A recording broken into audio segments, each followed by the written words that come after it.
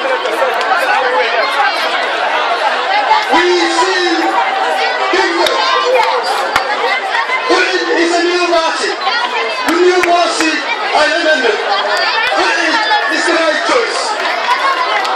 We're in a party of unification, a party of unity, a party of inclusiveness, a party that serves the challenge to win as a third party. We saw the results. We saw the Crimea, and we see that the leaders today in Crimea are a military man. A military man cannot stop problems of Somalia. It's not a secret.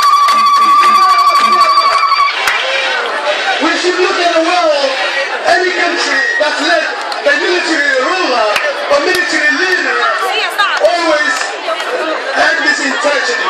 We don't want to repeat a tragedy after Mohammed Siaba.